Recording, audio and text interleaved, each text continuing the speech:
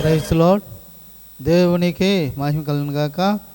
ఈ ఉదయ కాలంలో మీకు అందరూ కూడా యేసయ్య నామములో వందనాలు తెలియజేస్తున్నాను. మనం పరిశుద్ధ గ్రంథంలో నుండి కొన్ని మాటలు మనము ధ్యానం చేసుకుందాము.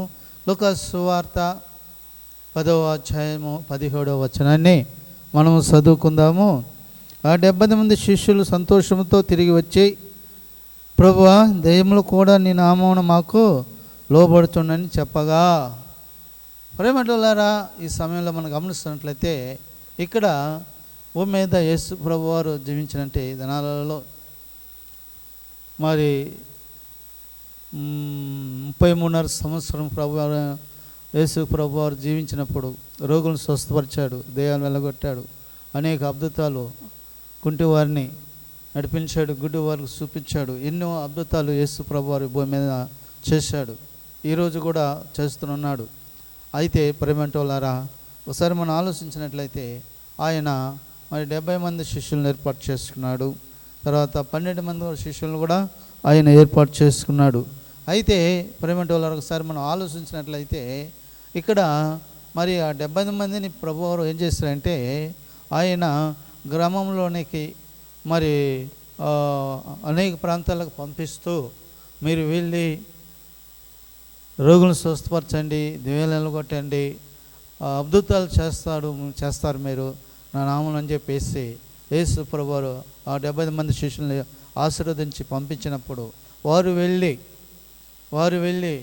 యేసు చెప్పినట్టుగానే ఆ గ్రామానికి వెళ్ళి రోగులను స్వస్థపరిచి దెయ్యాలను నిలగొట్టి యేసయ్య నామంలో ఎంతో అద్భుతాలు చేస్తారు. ఆ తర్వాత వారు తిరిగి యేసయ్య దగ్గరికి వచ్చి వాళ్ళు ఎలా వస్తున్నారంటే సంతోషంతో వస్తున్నారు.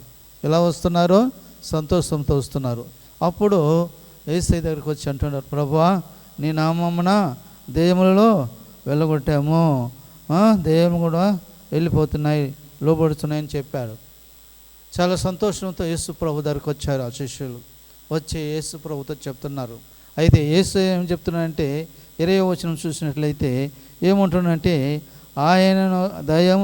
ఆయనను దెయ్యములలో మీకు లోబడుచున్నవని సంతోషింపక మీ పేర్లు పరలోకంలో రాయబడివని సంతోషించడని వారితో చెప్పాను.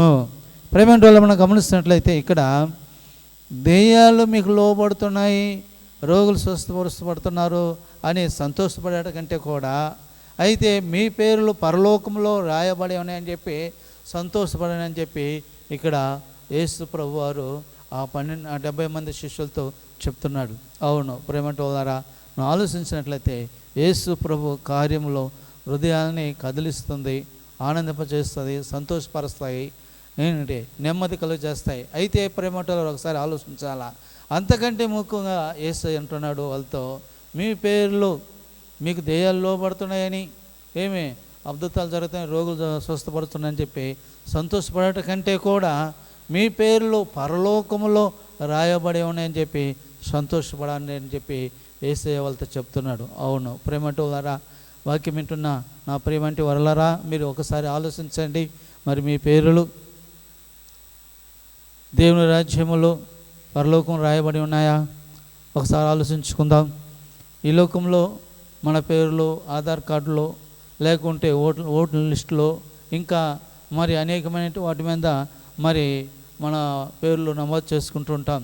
అంతకంటే కూడా మన పేర్లు పరలోకంలో రాయబడి అంటే అది ఎంతో సంతోషం అని చెప్పి యేసు ప్రభువారు శిష్యులతో చెప్తున్నాడు. మరి నీ పేరు ఎక్కడ రాయబడినది? ఒక్కసారి ఆలోచించుకో. నీ పేర్లు పరలోకంలో రాయబడితే నీకెంతో సంతోషము, ఆనందము అని చెప్పి ఈ ఉదయకాల సమయంలో మనము జ్ఞాపకం చేసుకుంటున్నాం. మరి దీన్ని బట్టి మనం సంతోషపడాలని చెప్పి, ఆనందపడాలని చెప్పి దేవుడు మనకు ఈ యొక్క మరి ఉదయకాల సమయంలో నాడు 70 మంది శిష్యులకు చెప్తున్నట్లుగా 70 మంది శిష్యుల్లో దెయ్యాలు నీ నామమున వెళ్ళిపోతున్నాయి ప్రభు అని చెప్పి సంతోషంతో చెప్తుంటే, దానికంటే కూడా మీ పేర్లు పరలోకంలో రాయబడి ఉన్నాయని చెప్పి మీరు సంతోషపడాలని చెప్పి అక్కడ యేసు ప్రభు వారితో స్పష్టంగా ఈ ఉదయకాల సమయంలో చెప్తున్నట్లు చూస్తున్నాం. మరి నీ పేర్లు సోదరి ఈరోజు నీ పేర్లు పరలోకంలో రాయబడి ఉన్నదా? ఒకవేళ లేకపోతే యేసు ప్రభువును నీ నోటితో ఒప్పుకో, నీ హృదయంలో విశ్వసించు, ప్రభువును రక్షకుడిగా అంగీకరించు, నీ పేరు పరలోకంలో రాయబడుతుందని చెప్పి జ్ఞాపకం చేసుకో. ఈరోజు వింటున్న ఈ వర్తమానాన్ని నువ్వు దేవుని యొక్క మాటలో విని సంతోషపడు, ఆనందపడు. ఎందుకంటే నీ పేరు పరలోకంలో రాయబడి ఉందని చెప్పి సంతోషపడు. దాన్ని బట్టి దేవుడిని మహిమపరచుదాం. దేవుడు వాక్యం దేవుడు దీవించును గాక. ప్రార్థన చేసుకుందాం. తల వంచండి, కళ్ళు మూసుకోండి. ప్రేమ నమ్మకమైన తండ్రి, నీకు వందనాలు యేసయ్యా. మరి యొక్క సమయంలో తండ్రి, మా పేర్లు మీరు పరలోకంలో రాయించిన విధానం కొరకై నట్టి మాకు ఇచ్చిన సంతోషాన్ని బట్టి నీకు స్తోత్రాలు చెల్లిస్తూ, మరి సాతాను ప్రతి ఆటంకాలను లయపరచమని యేసు నామమున ప్రార్థిస్తున్నాను తండ్రి. ఆమేన్.